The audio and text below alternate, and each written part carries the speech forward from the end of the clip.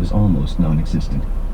No, the use of a condom was but another tool in her arsenal. The closeness he so craved was a need, and needs were merely leverage points. When she finally gave in and let him have her without the protection, it would serve only to strengthen her grasp on him. Play, she thought. She couldn't delay much longer, though, as her employer was already asking for information she'd yet to extract. Why they were impatient or what exactly they planned to do with the information she was funneling to them was their business. But clearly, this man's secrets were of critical importance. This sort of thing could not be hurried, though. Not if he wanted good results. She got out, locked the car door, and walked toward the room. As was his custom, he had left a red rose dangling in the gap between the doorknob and the jamb. There, code, to let her know where to find him. He was a sweet man, truth be told, but so weak and so needy that she found it nearly impossible to feel anything but disdain for him. She knocked on the door.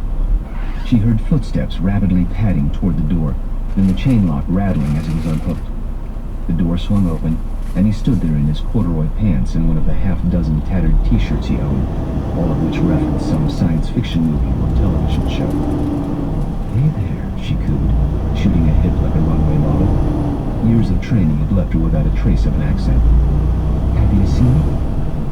Her sundress, in the light peach color he liked so much, was clingy in all the right places and billowy in the others, the perfect balance of chasteness and spice.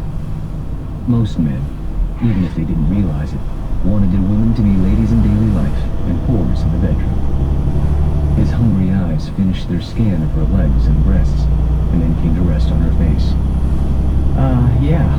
God, yeah," he mumbled. "Come on, get in here." They made love twice over the next 2 hours. The first time lasting only a few minutes, the second time 10 minutes, and only that long because she'd held him off. Muscles of a different sort, she thought, but no less powerful. When they were done, he lay on his back, panting, his chest and face slit with sweat. She rolled off and snuggled into his shoulder, exhaling heavily. "Wow," she murmured. "That was... wow." "Yeah, it was," he replied. Steve wasn't a bad-looking man, with curly reddish blonde hair and light blue eyes, but he was too skinny for her tastes, and his beard made her face and thighs itchy. He was clean though, and he didn't smoke, and his teeth were straight, so all in all, she knew it could be worse. As for his lovemaking skills, they were almost non-existent. He was an overly considerate lover, and too gentle by far, always worried he was doing something wrong or should be doing something different. She did her best to reassure him, saying all the right things and making all the right noises at all the right moments, but she suspected in the back of his head he was worried about losing her. Not that he had her. It was the quintessential Beauty and the Beast syndrome. He wasn't going to lose her, of course. At least not until she got the answer her employers needed. Allison felt a momentary pang of guilt, imagining how he would react when she disappeared.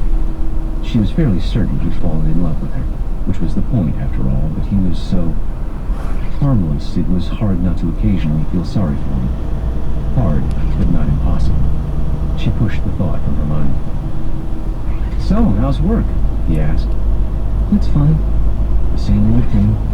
Making the rounds, giving my pitch, handing out my phone numbers, and showing the doctors a little cleavage." "Hey!" Relax.